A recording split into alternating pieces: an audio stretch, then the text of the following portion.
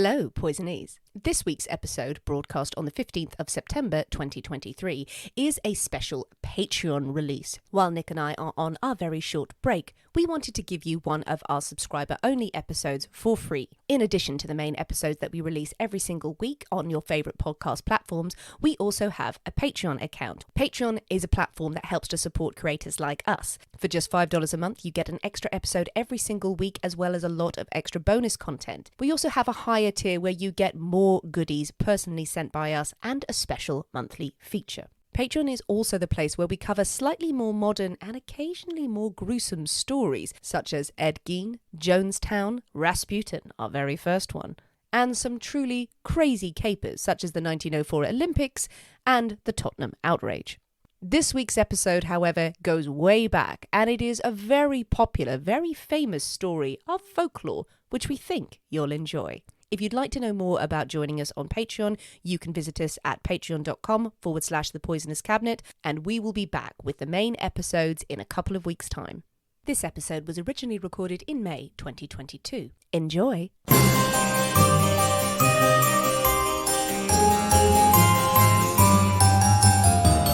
Hello, Poison Patreons. Welcome to another episode of Deadly Nightcaps with me, Sinead. And me, Nick. Bringing you more tales of poisoning and murder cases, old and new, all washed down with drinks that make your batteries flat.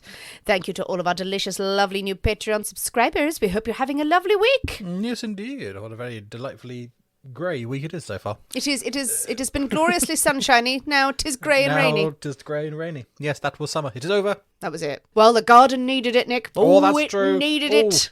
Oh, it did. The plants a wonder, it did. I was very pleased. I always tell people at the time of year, which is a very twee thing, but still, I'm going to say it anyway.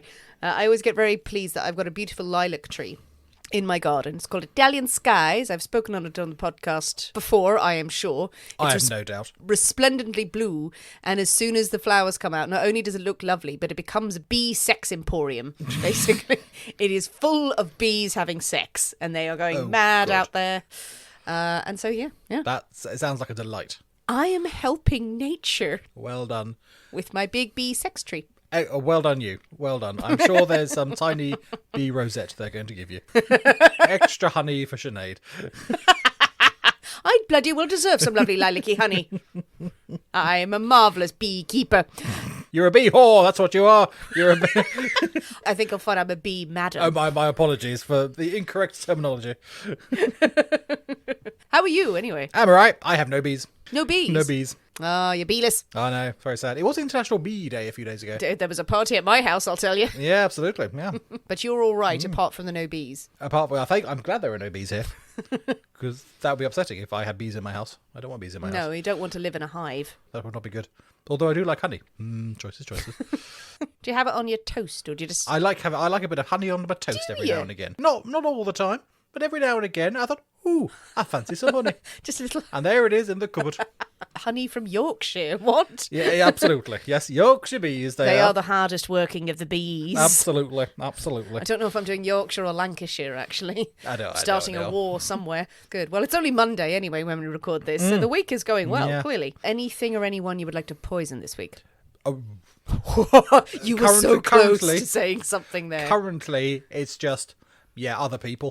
Just in general. They are the bane of our existence. They are very annoying. Yes. Apart from you, obviously, and our dear delightful listeners. They're safe for a week. Good. But everyone else, fuck them. Okay, good. Well, we're making very few exceptions here. I quite like it. Very, very few exceptions.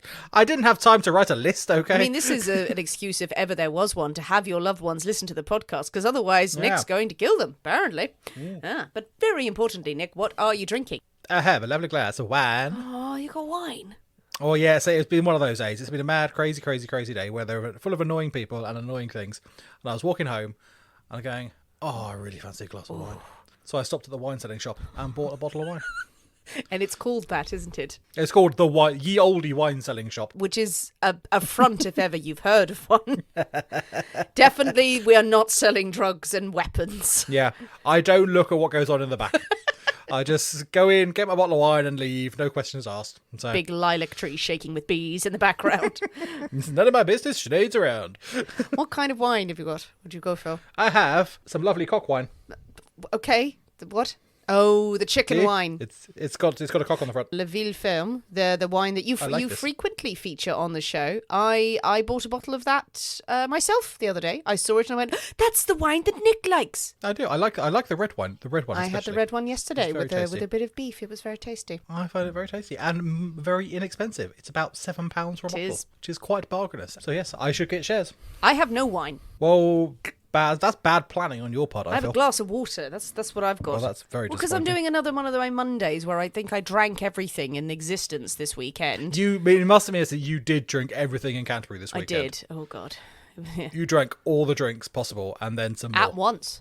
Pretty much at the same go. Yeah. So it was impressive and terrifying at the same time. Exactly. It's fine. I'm a machine. It's all right. So it's my liver now. It's fine. The liver is not in a good place mentally anymore. It's in therapy. But yes, now I have a glass of water, but now I want a massive gin. No gin for you. No, apparently not. Well, Nick, shall we talk of poison and murder and death for a bit? Oh, I mean, what is a Monday? What's not to love about poison and murder and death? Well, so this week's story is a little bit more on the death side of things, not so much with the murder. Oh, you're breaking the rules. Yes. But it may involve a spot of poison, but that's up to you to decide, really. But it is a marvellous tale, one that I've been meaning to do. Meaning to do for a while. Meaning to do for a while, and I deal with the honey. I've been meaning to do this one for a while because it is a great tale, and it's an old one where the details are sparse enough that I can make up stuff and you won't know the difference. Most of your stories are made up. Pretty much. Pretty much, it's all just like, oh yeah, someone died of this, but I will make up their entire And life. you've never sat me down and worried about this, really. No. Sinead, you're making up a lot of very detailed murder stories. What's going on at home? One knows better than to ask. This is the principle of the podcast. Well, anyway, Nick, come with me now.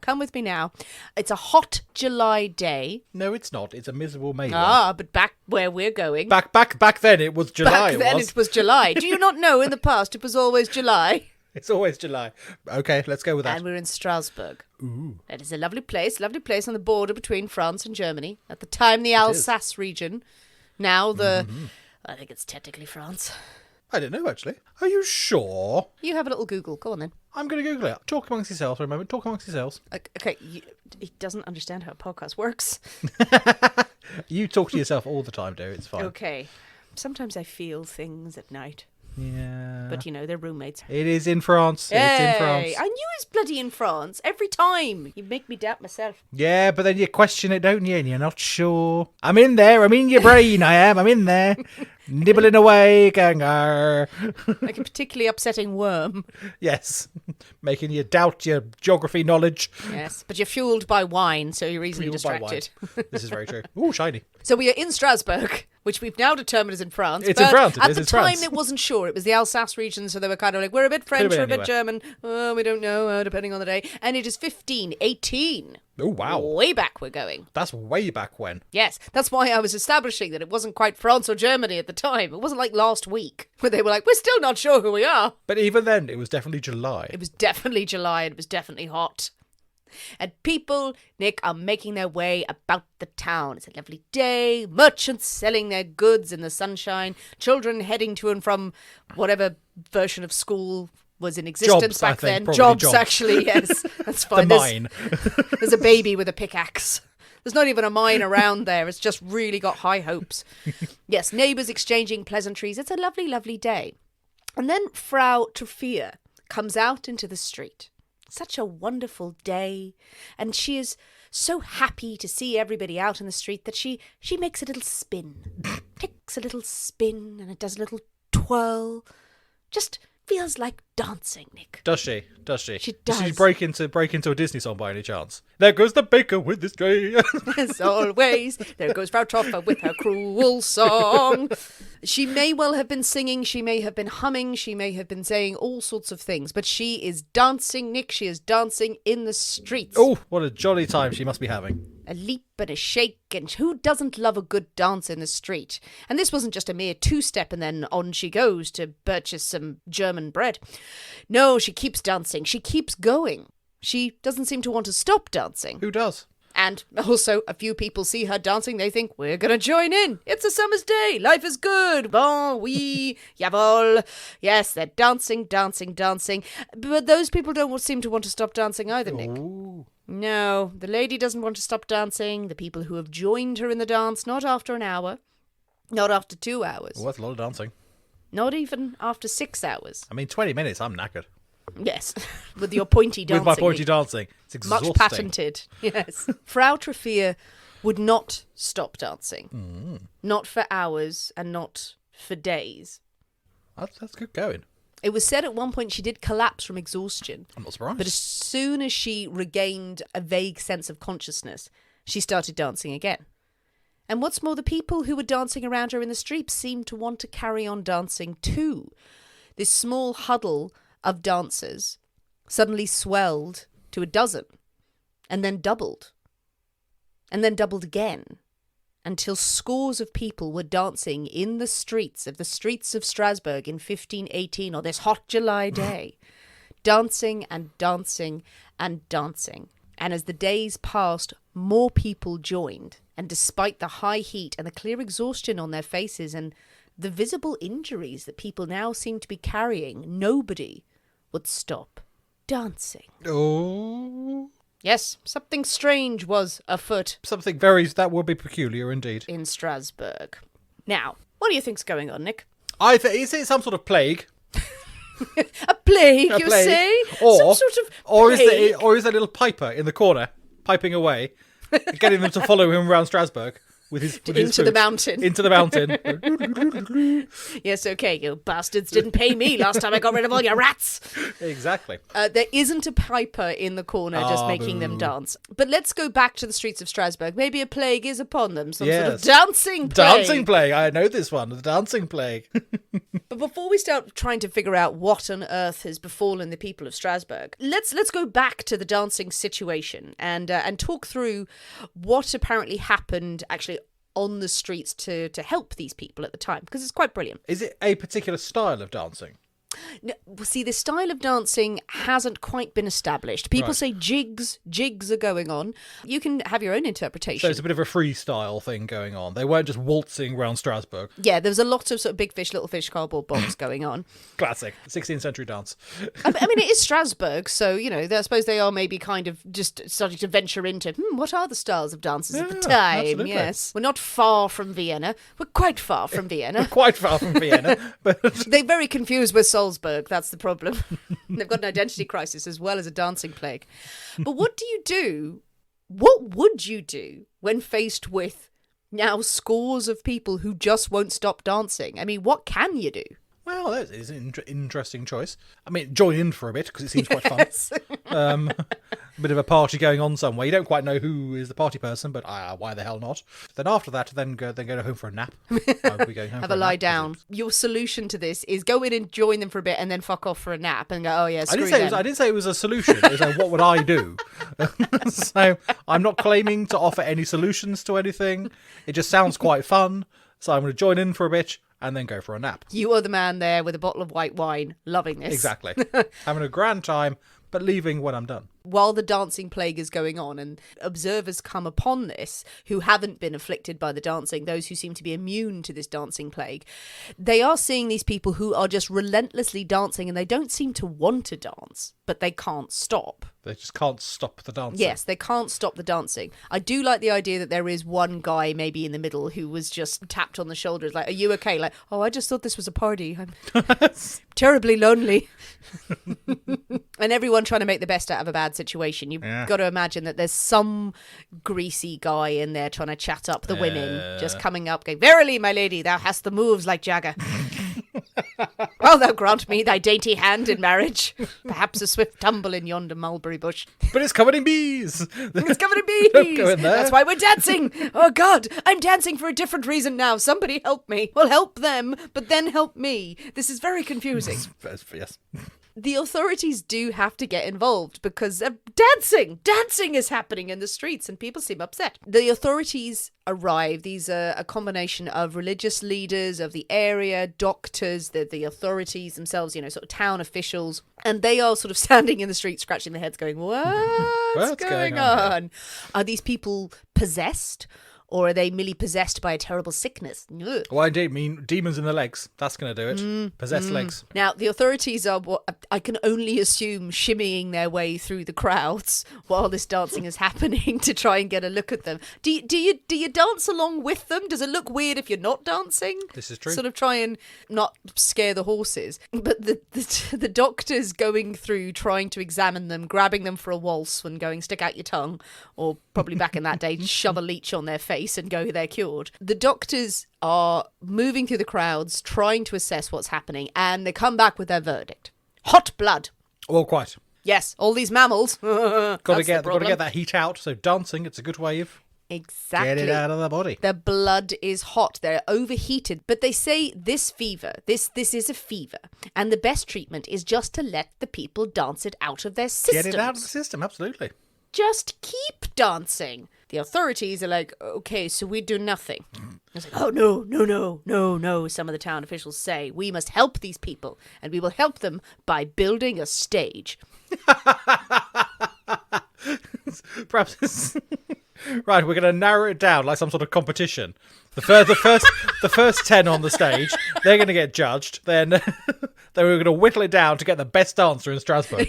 They're going to make the best out of a bad situation. Exactly, here. yeah, absolutely. Very, very early X Factor. Strasbourg's got talent. And problems. I shit you not.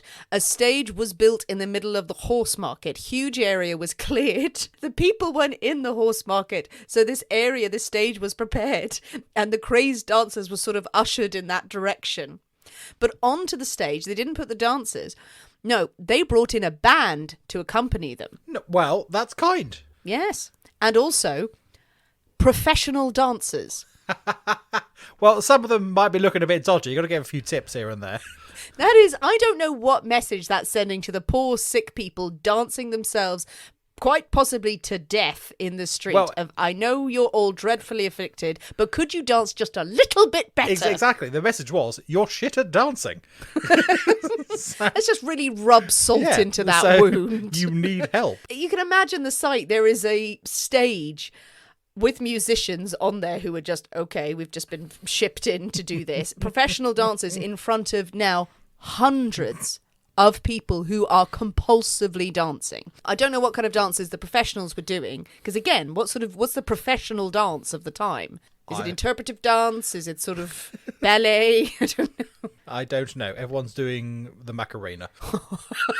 You can imagine. YMCA throughout Strasbourg. That's where it began. That's where it began. The logic was, though, behind this, you did touch on it there, is that if the people had musicians and proper dancers to inspire them, they would dance better and bigger, and this fever would leave their bodies sooner. Yeah, there's a vague, strange logic to that. So they've got to be watching the dancers, dancing along to the right music. They also hired, literally called strongmen, to hold the revellers up so they kept dancing. Okay. Keep dancing. Keep dancing. So the dance fever turns into a dance party, and it does not help one bit. No, I can imagine probably not in the long run. No, things get a whole lot worse because if reports are to be believed, now there's up to 400 people dancing in Strasbourg. Pretty impressive. And not just for a day, not just an overnight, this is days and weeks. This goes on and on and on. This is the best gig that band has ever done, by the way. They probably milked it for all it was worth. 400 people. They're like, we've never even seen this many people in this day and age. Wow. But aside from the cracking atmosphere for the band, people are, of course, dropping down from exhaustion yeah. and injury. But others carry on. Those who cannot get up are taken away and receive treatment. But, they're either falling into comas or they're dying. They're dying from heat exhaustion, from just the sheer strain that has been put on them. They're not stopping for food and drink. They don't seem to feel the pain in their feet and in their limbs. It was said, and it is contested, but the famous quote is that the dancing plague of Strasbourg claimed up to 15 lives a day, either from heat stroke or the terrible toll that the dancing had on their bodies. There's one report, there's a quote from a poem from the city, and it said, "In their madness, people kept up their dancing until they fell unconscious and many died." I mean, it's a catchy poem. It's a shit poem. Perhaps it's better in German. Maybe, or French. They were fighting over it. As I've said, the dance party has swelled because there's entertainment that's been put on. And again, I'm sure some people had shipped in from other places going, this is the place to be right now. But those who are affected are not getting any better. The townspeople and the officials think, okay, big dance party and the stage isn't working, so we've got to assume that they're all sinning. This is an act of God. So now we have to ban music and dancing from the town. No more dancing for anybody. I do love how dancing is a punishment from God. Sometimes it feels that way. Oh no, I've been bad. Go do a jig. Dance, you bastards. They really believed it at the time. Yeah. And so they are now banning music and dancing. It's basically Footloose. They're going through all the films here. So now there's a ban on dancing in a place where people can't stop dancing. Nice. The band is taken off and killed, we must presume. The only possible explanation. They've had a hell of a week. They've gone from the greatest gig of their lives to, what? We can't do anything anymore? Yeah, just kill them. It's fine. And also, I don't think that someone who has probably been dancing on a broken foot for the best part of a month is really going to care if you tell them that this is illegal now. Yeah, absolutely. So in an effort to help some of the poor souls, some were taken dance-led to a shrine in the mountains. This is actually outside of the town as well. So in this region, it's a shrine to Saint Vitus. Do you know of Saint Vitus? I can't say I do. Patron saint of dancing. Oh, well, it's very lucky he was there. Very, very lucky. Very lucky there was a shrine there. Now, the stories around this, I think, have been a little bit embellished, or people surely maybe not. Have gotten confused. And I would welcome people's input on St. Vitus here, because my knowledge of the saint is limited. But at the time, St. Vitus became, I'm not sure why they became the patron saint of dancing, but people danced in front of their shrine to show fealty, to sort of show loyalty and to pay their respects. That's why it was the patron saint of dancing. Okay. So whether or not the priests of Strasbourg thought, let's make the best out of a bad situation here and just get all these dancing people and go, this is absolutely brilliant for all of us who follow St. Vitus. When they were taken to this shrine, the people who were treated there, from one article in The Guardian, they said their bloodied feet were placed into red shoes and they were led around a wooden figurine of the saint. There's no indication whether they were cured or they stopped dancing or if it helped. It just seemed like, Yep, let's just do some dancing around this saint. Well, they were normal shoes until their bloodied feet went into them. Then they became red shoes. That's a good point, yeah. There were bandages that were falling off. But the dancing frenzy continued from July until September, when people slowly started to calm down. The crazy dancing just came to a stop by itself. See, it is mad. Bad as it sounds, it is well documented and most famous of the cases, but it is not a standalone case. No, indeed not. Of sudden dance fever sweeping Europe, and we're not just talking about the twist. I've written down pause for laughter here, Nick. That wasn't a very big laugh for that joke. Oh, my apologies. Yeah. I did write that. I go, oh, that's a bad joke. But yeah, as you said, you've obviously heard of dance fever sweeping Europe. Well, indeed, yeah. There's a spate of them, really, isn't there? Sort of medieval period. Yes, I have a few extra stories if you'd like to hear them. Because I've done some googling on this subject myself for potential episodes, which you've stolen from me. Have. Is it choreomania? So I'd be interested to hear your take on choreomania. I didn't delve into it hugely for this one because the different sort of stories, it sort of goes off on tangents, really. But if you have information on it, please do jump in with it. So, as I said, these dancing plagues, these dance fevers, these dancing episodes had been sweeping through Europe. Now, the earliest case you have, there's some that date back to about 800. There's one in Germany in 1020 or thereabouts, where 18 peasants started singing and dancing very loudly outside a Christmas Eve service. That's because they were pissed. That's 'cause they had been at the beers sailing. on Christmas Eve. So Is it still in 1020 really the same sort of vibe as this day and age for Christmas Eve? yeah, I think so. Okay, fine. That was more of a Tudor thing though. It was a bit more Well, with sailing. I think you're well. They've been having at the communion wine or something. Well, they weren't in the service. The priest was very annoyed at them because he came out and was like, "You're ruining the Christmas Eve service." No, they were just drunk. They were just some mates who had got drunk of an evening. They were apparently dancing around. They joined hands and they danced a ring dance of sin, around and around and around, singing and chanting and leaping up and down, and no one could stop them. It was said that these people danced continuously for days on end, and then they eventually stopped because they fell unconscious. Of course, there was an embellishment to it that the priest cursed them to dance for an entire year, and they did, and then they collapsed into a big heap of death. Right. Okay. Priests not known for cursing people. that is true. That is true.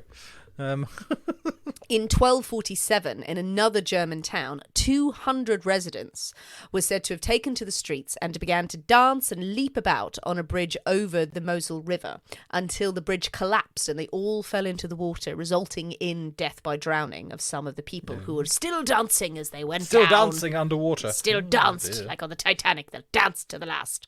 Tales would ripple through Germany and France of people compulsively dancing for hours in these short spells all over these places, from weeks and days and even months on end, either dying from exhaustion or falling gravely ill from various dance-related injuries. There was one account in another report I read, the abbot of a monastery in the city of Trier recalled an amazing epidemic. And that is quite a good thing, an amazing epidemic. We forget the old use of the word amazing, but this is amazing, in which a collection of hallucinating dancers hopped and leapt for as long as 6 months, some of them dying after breaking ribs or loins. Okay, broken loins. Yes, you dance your knob off. Dance your loin off. It just falls off. How do you break your loin? I think there's some vigorous dancing going on there.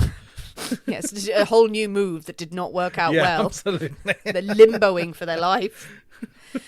But as I said, these dancing plagues spread across France, Germany, Belgium, and the Netherlands, with either single people making a spectacle of themselves or small groups of people overcome with a need to shake their stuff in the street.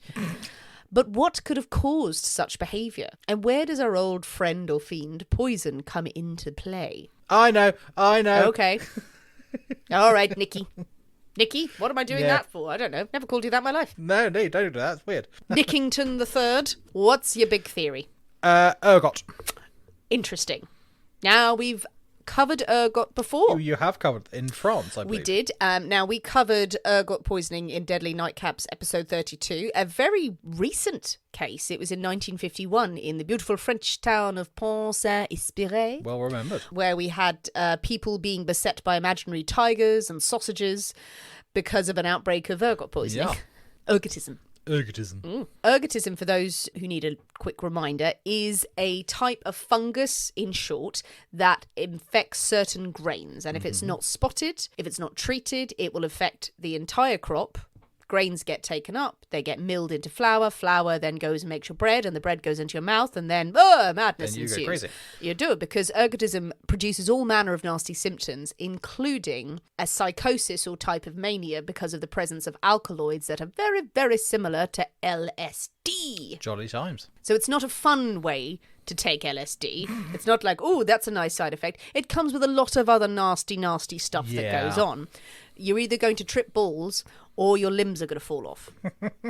You might remember the phrase loosening of limbs. I don't say I did, actually, but it sounds interesting. Now, ergotism is thankfully quite rare these days, apart from that story in 1951. It still happens in certain countries. But you can imagine, back in medieval times, in the olden days, the fields were rife with ergot because they were damp. Their farming techniques weren't anywhere near as advanced as they are now, and no one would have been able to tell what was a bad grain and how do you treat it, how do you get rid of it, what do we do? Ergotism wasn't officially identified, I think it was until the 19th century.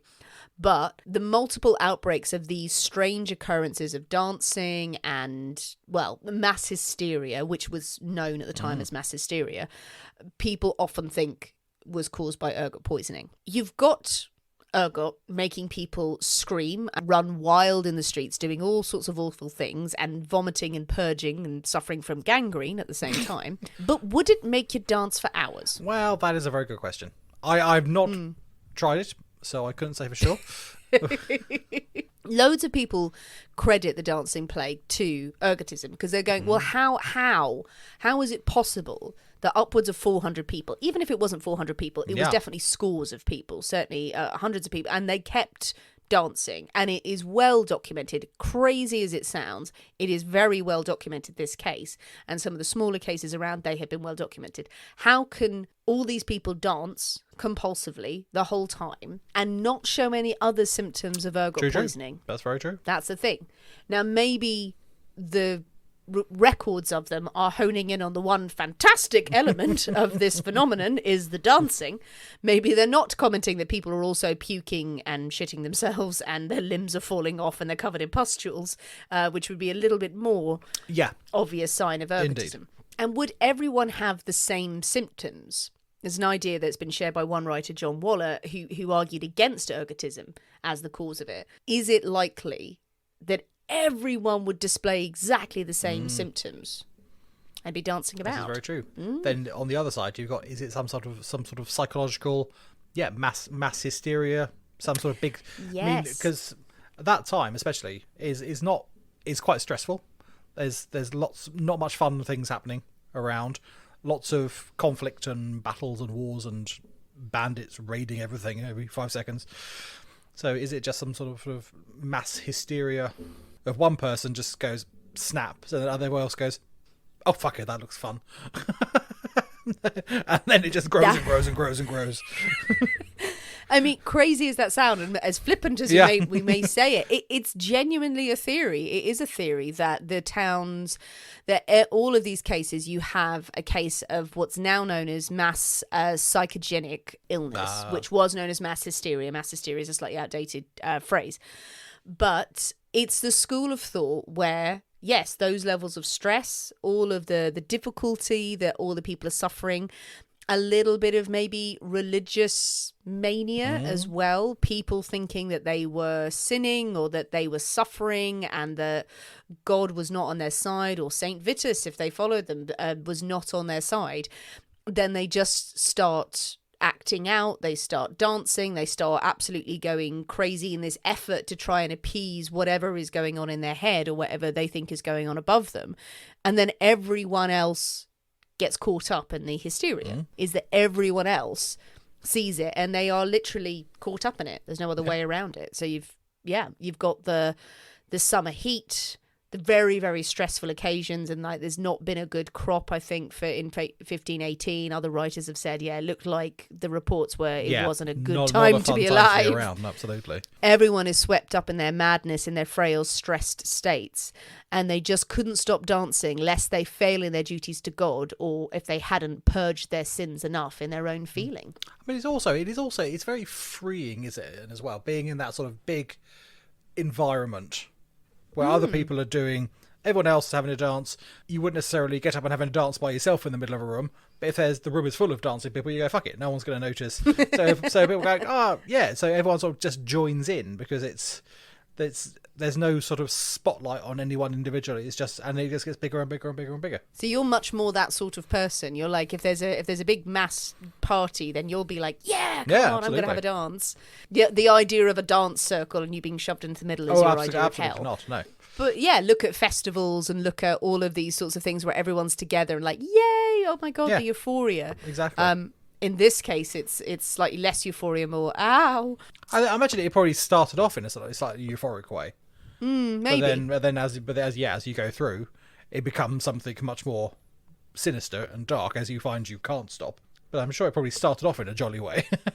Well, possibly it started off in a jolly way. And again, that's why the St. Vitus element of this story was interesting, because was the woman at the beginning, was she trying to dance to appease St. Vitus or in tribute in the street, and was just overcome? And people have written about, again, that, you have people overtaken by religious hysteria, as it was called, and then trying to do something to appease the saints. And then everyone was like, oh my God, well, if she's dancing loads, yeah, I should dance too for St. Vitus. So maybe it did start in a dark place from there.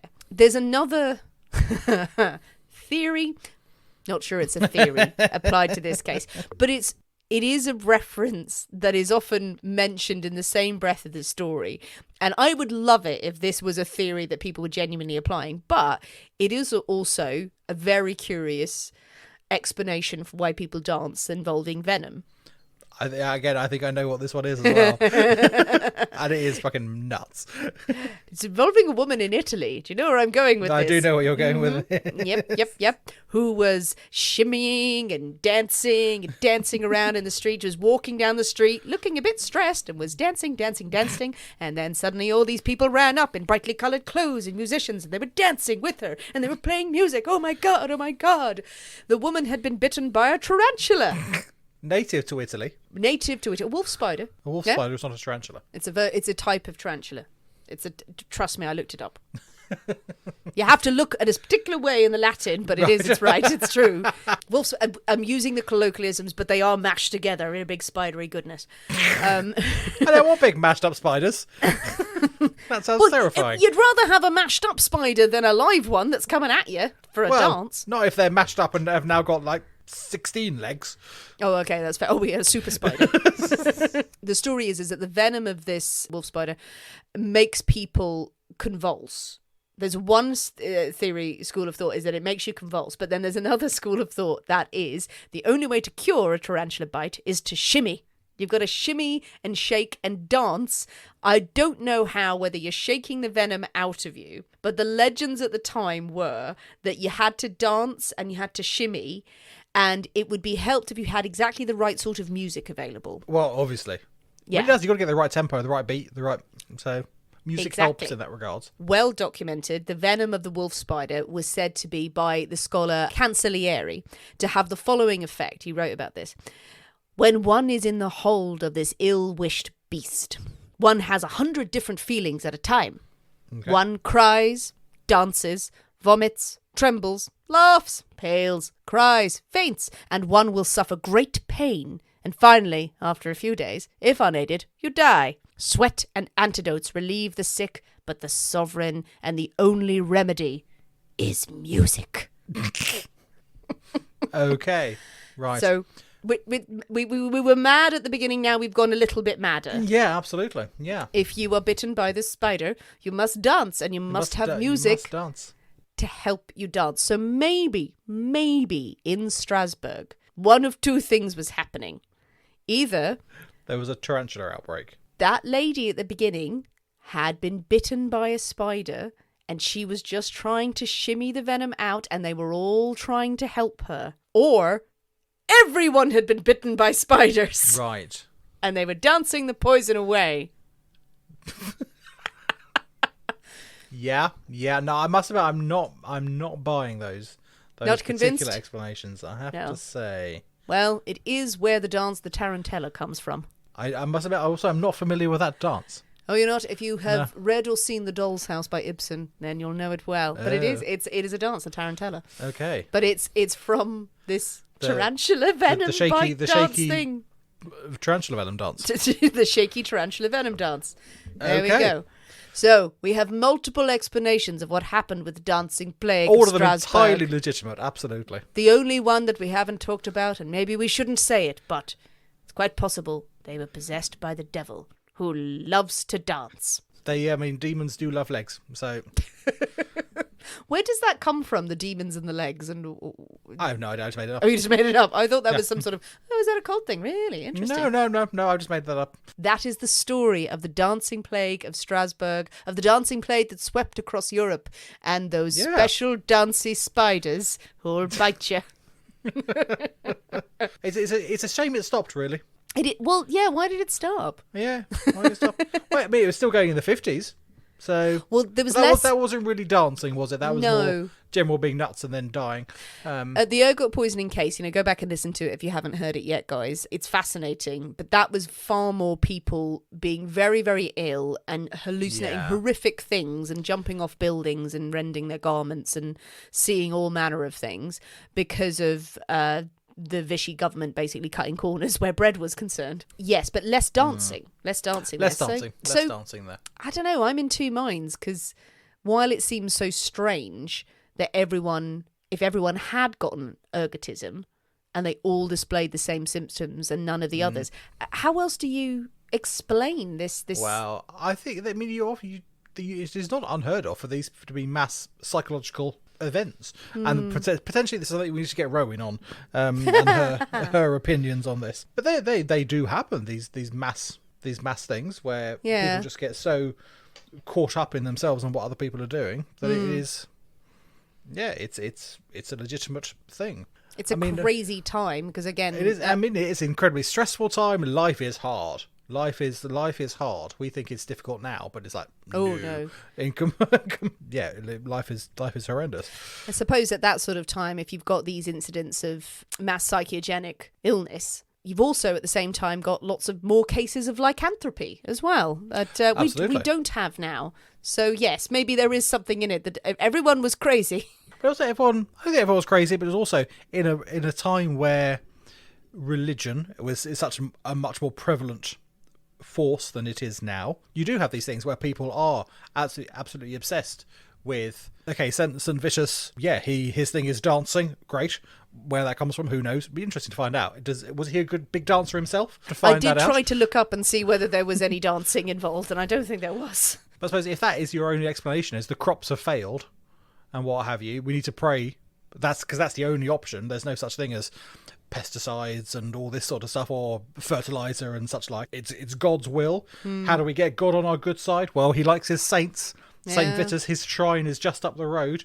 He enjoyed a good party, did Saint Vitus. Yeah. So let's have at it. You've also got, ergotism again. It links ergotism with another bit of folklore that we've talked about before, because ergotism was also called St. Anthony's fire. Absolutely. So Anthony's fire, and it was because of the burning sensation in the body, and then people often took it as a way, and then it gets sort of misconstrued over the years, but sort of saying, oh, this is, a thing for St. Anthony, and St. Anthony is sending his vengeance down upon us because he's, destroying our crops and he's burning our skin, and we must do something to appease him.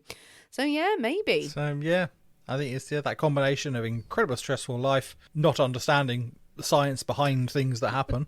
You don't need to understand the science, Nick. It was spiders. Or there was a mass tarantula plague. What if it was spiders? Well, you never know. There could have been. Where did tarantulas come from? Sort of South America-y sort of. Well, no. Again, it's a bloody wolf spider. Wolf spider. Okay. I'll look it up. Perhaps the conditions in the previous year were particularly ripe for spider populations, and they had burst across Europe. Perhaps that's why you don't get them in England. There's a big channel in the way. Yes, maybe. So the spiders couldn't get across to the UK. They couldn't. They were trying. They were bloody trying. Yeah, but they just couldn't get across the channel. So that's why it's mainly in Europe. So very quickly, you mentioned earlier on choriomania. So when you type in St. Vitus, you get, and I'm reading this from the Britannica website here, you get a Syndrome chorea, also called St. Vitus dance, chorea minor, infectious chorea, however pronouncing it, rheumatic chorea, a neurological disorder characterized by irregular and involuntary movement of muscle groups in various parts of the body, followed by strep infection. The name St. Vitus dance derives from the late Middle Ages, when persons with the disease attended the chapels of St. Vitus, who was believed to have curative powers. The disorder was first explained by the English physician Thomas Syndrome, most often a manifestation of rheumatic fever. Syndrome chorea occurs most frequently between blah, blah, blah, blah, blah, blah, blah, and there's the age and stuff like that. So yeah, maybe it's a little bit of two sort of stories or explanations mashed together. With the dance fever, no one seems to be going, oh, it's this. It's what we just said. It's St. Vitus dance. But then they sent them to St. Vitus going, okay, the people dance in front of him. Maybe that will help. What you just read out there was it's a symptom of perhaps some sort of rheumatic fever. Yeah. Perhaps there was an epidemic going around Strasbourg at the time. And this was just a really weird symptom of that then got sort of, mushed together with St. Vitus's chapel, which was nearby, and all this sort of stuff. And it just got, is it conflated? The two things just pushed together? Quite possible. It could have been a fever. It could have been a form of poisoning. It could have been all three mixed together.